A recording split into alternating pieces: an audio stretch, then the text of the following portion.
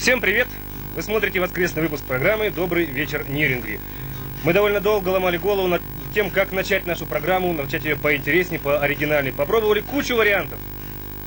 Пробовали и так. Пробовали и так. И эдак.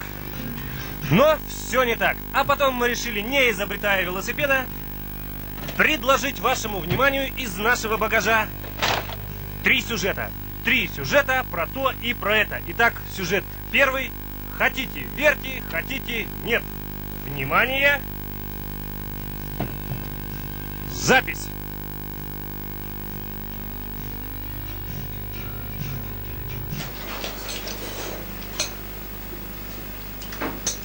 Настя, тебе сколько лет-то? 5? Это не помню. Покачай. Не надо качать. Не надо качать, конечно, так просто держи. Так. Это самое. А ты сама прилепи нас? Я сама тоже.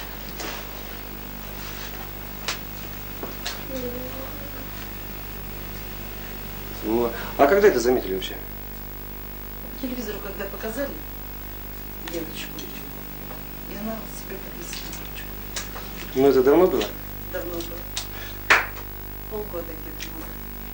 А врачи обращались, что они говорят, как они это объясняют? Нет, мы не обращались. То есть пока вы за ней, кроме вот таких внешних проявлений, не замечаете больше ничего, никаких отклонений, да? Нет. Настя, тебе тяжело вот так держать? Нет. Тебе нравится? Интересно. Интересно тебе самой? Ну? Интересно? Интересно? Засмущали девчонку совсем, скажи. Как у вас это? Как вы почувствовали, что можете обладать таким даром? Это же можно назвать даром? Ну, видимо, можно так назвать даром, но как я почувствовал? Раньше я вот снимал боль, допустим, с головы у жены, там, ну, у родственников. Ну, чувствовал такое, но не придавал этому значения никакого, совершенно. А вот в этом году, ну, это, видимо, как прозрение, что ли.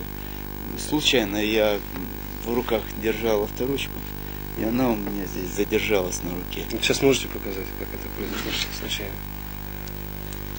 Ну, примерно так вот. Вот так вот, да, она. Я на нее так сидел, глядел, потом, ну и пришел ребятам, показал на работе. Ну там, кроме этого, предметы другие держались на руках. Вот вы прям почувствовали, что можете держать, или как-то, или вы вот случайно же начали? Просто, ну мне вот раньше жена говорила, что, говорит, у тебя какие-то руки, ну не такие, липкие очень. Но я этому значения не придавал. Но вот тут уже именно, и появилась именно тяга вот с людьми контактировать, вот в этом плане. Попробовал у ребят, они чувствуют мое биополе, волны. У некоторых это покалывание, у некоторых волнообразные движения. То есть ваши товарищи по работе что-то вот ощущают, да? Да. При контакте. Вы, наверное, там кому-то уже с кем-то проводили определенную работу, кому-то помогает вот ваш? Ну, кто обращался, во всяком случае, имели положительный результат. И какие вот болезни, можете перечислить какие? Что? Ну, чаще всего хондроз был, потом гипертония, гипотония, ну, наши вот эти вот современные болезни. Ну, вот давление, допустим, я вот работал под контролем, тонометром проверяли. Ну, на 20 миллиметров сбавлял или повышал. То есть в течение сеанса, да? Да, в течение 20 минут давление или повышалось, или понижалось. Угу. А вот у вас в семье кто-то этим обладал? В семье я не помню. Но вот внук у меня уже, так сказать, последователь, 5 лет. Он уже тоже у него к рукам. Тоже прилипал. уже замечаете, да? Некоторым, допустим, прямо сразу во время сеанса делается хорошо, они прямо тут же встают радостные. У некоторых через 3, через 4 они начинают уже, ну если перевести, как бы понимают меня уже, вот воздействие мое. Вот. Волны идут или покалывания. Владимир Григорьевич, вот заканчивая нашу беседу, мы тут с вами до этого общались, говорили, что вот вы там рассказывали, что ручка это, в общем-то, пустяк. Вы даже можете гораздо серьезные предметы держать. Может, мы сейчас что-то покажем телезрителям. У нас вот случайно оказался в студии абсолютно рядом со мной утюг. Может, мы попробуем? Как? Ну, я не знаю, я не готов. Ну, просто попробовать, как оно получится, не получится. Так. Ну вот, все прекрасно. Спасибо большое. Да, нет, Спасибо за беседу. пожалуйста. Может, у меня тоже что-то получится? Давайте. Ну-ка, Виктор, поверни на меня камеру. Может, и у вас. О, у меня только так пока. Ну, такие страшные вещи рассказываешь, да? Смотрится. А тут у нас в городе такое происходит. Да не только в городе. Вообще в России отучили людей от понятия, что возможно испортить человека. Ну, просто дать бумажку человеку. Именно наговоренное злом. Зло в народе. Зависть, зло. До того закипело, что просто невозможно. То есть ты вот хочешь именно об этих людях рассказать, что вот они сейчас живут, ходят среди нас, вот в нашем городе существуют? Конечно, они очень очереди любят. Потому что, Очереди? да, в очереди очень сильные эмоции, в любой очереди. Ну, с очередями-то у нас проблем пока нет. В очередях проблем нету. Вот именно очереди, эти очереди, даже я простой человек, если постою в очереди, я разваливаться начинаю. Домой прихожу, я ни рукой ногой двинуть не могу. Все, весь организм болеет. Может, это просто психологически очередь как-то влияет на человека само по себе. Ну, очередь сама по себе это уже унизительно, понимаешь, стоять в очереди, где-то там за куском хлеба, за куском мяса стоять в очереди. Может, психологически действует на человека, у него начинает, значит, как-то потом общество раздвоить. И психологически, конечно. Больше все-таки добрых сил. Добрых сил. Добрых сил. И это очень, ну как это объяснить? В народе это выжили сейчас. Ну нет этого. Это все сказки, это фантастика. Я говорю начальнику своему, он говорит, да это с области фантастики. Я говорю, если вдруг человек ко мне приходит, человек, говорит, все, говорит, не могу, на мне сверху кто-то сидит, и шишка под лопаткой, ну, двумя руками не охватишь, опухоль. И я через 2 минуты снимаю эту опухоль, просто рукой провел. И она засмеялась, говорит, все, вот, потом я начал трусить, вот холод, выходить с нее, грязь, это вот, что ей дали.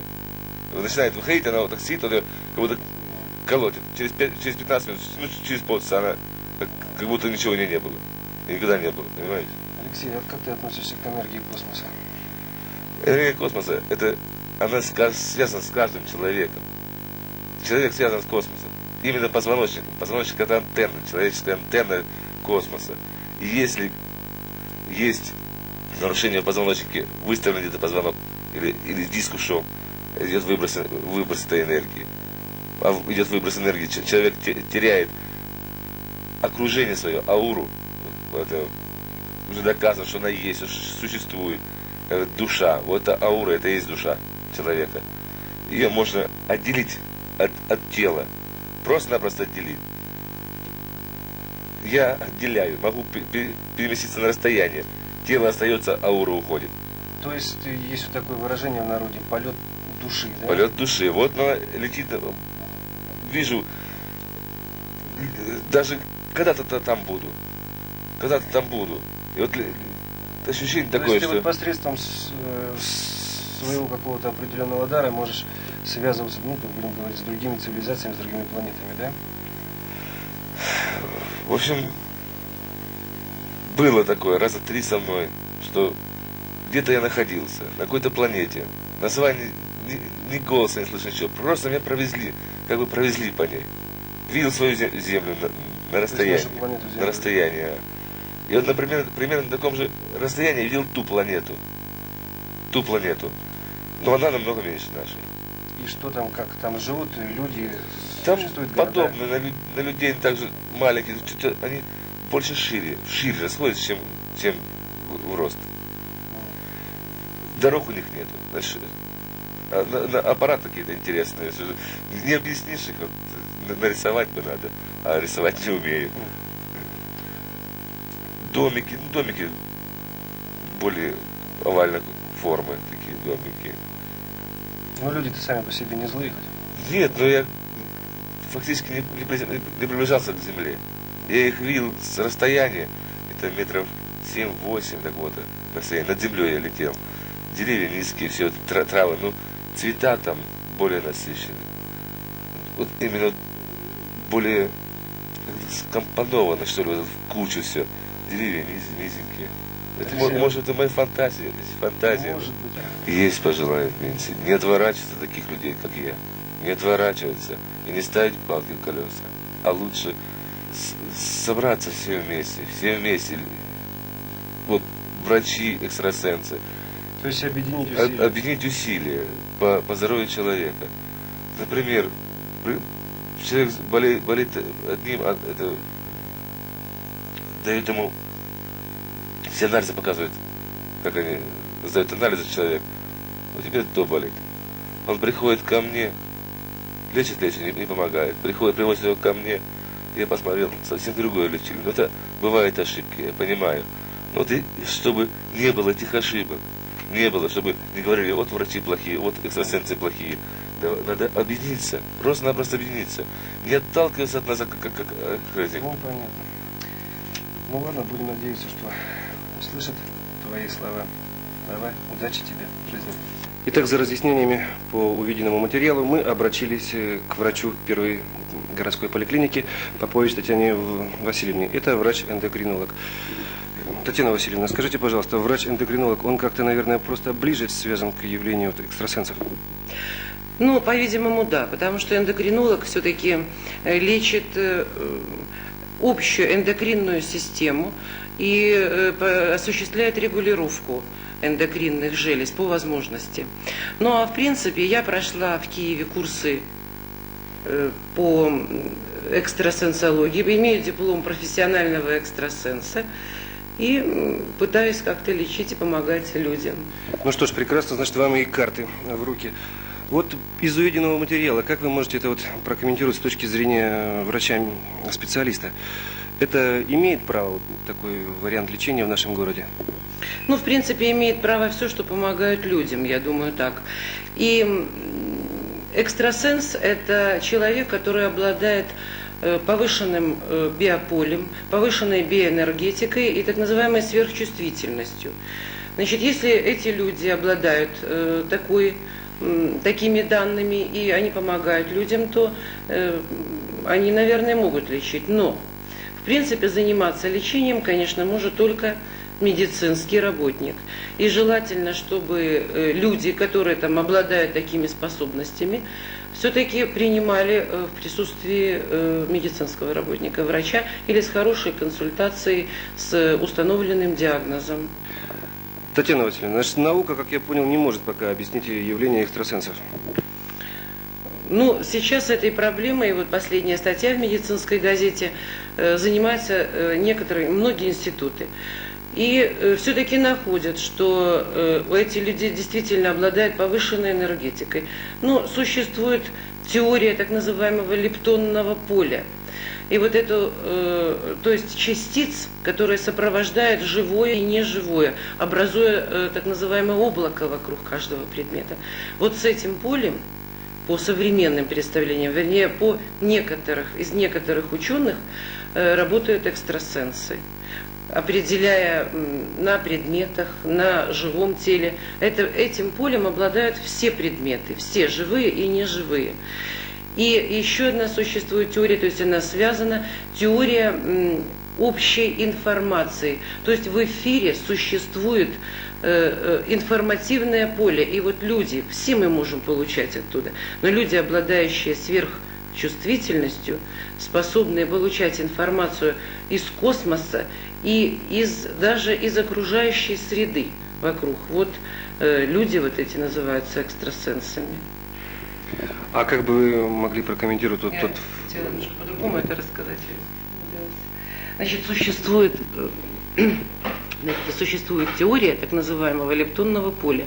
Вот мысли материальные.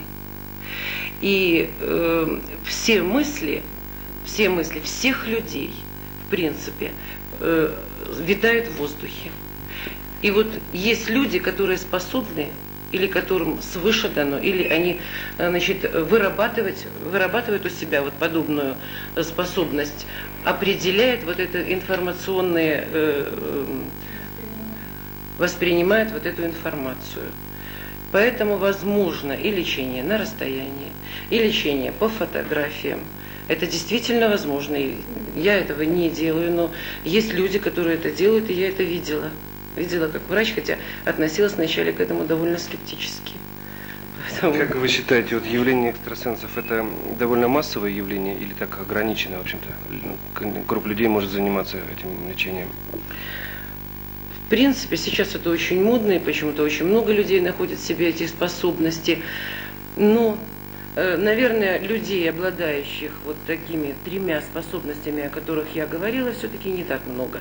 Хотя выработать, развить в себе эти способности может, практически каждый человек. Это, конечно, очень много нужно заниматься над собой. А вас, как врача, не пугает, что в городе слишком много появилось экстрасенсов? Вас это не настораживает или, может быть, даже радует как-то? Пугать это может вот с какой стороны, что люди не обследованные, не с установленным диагнозом, которым, возможно, нужна совершенно другая помощь, более радикальная, может быть оперативная, может быть интенсивно-медикаментозная, упускают время и лечатся у людей, которые могут принести им какое-то облегчение, снять боль на время, но в принципе не излечить заболевание. И вот такую возможность они теряют. Это может относиться и к онкологическим больным, и больным хотя бы теми же железами внутренней секреции, когда нужна более интенсивная помощь. Вот такая беда может существовать. И вот последний вопрос. Как вы можете прокомментировать то, что люди держат предметы, и притом не только металлические, но и пластмассовые предметы? Вы знаете, я затрудняюсь. Эти передачи уже были по телевидению. Такие вопросы задавали такие вопросы мы на курсах. Вы в курсе, что у нас в городе очень много людей, особенно вот дети, которые способны держать на себя? Я видела ваш материал только по телевизору. Так я этих детей не видела, не обращала внимания. Но мое личное мнение, что, в общем-то, это несущественно. Когда я спрашивала мнение моего учителя Кандыба Виктора Михайловича, то он ответил также, что, в общем, это не имеет никакого значения, что это может себе выработать каждый человек. Какова природа этого явления, я не знаю, комментировать не решаюсь. То есть, вот ваше мнение, люди лечат, помогают людям, значит, это имеет право? Да, это имеет, конечно, право, если людям помогает, но все-таки я свое мнение высказала, что лечить, я считаю, что должны все-таки медики. Или если человек обладает такими способностями и может помогать, и помогает людям, то все-таки рядом с ним должен быть врач. Вот мое мнение. Спасибо большое.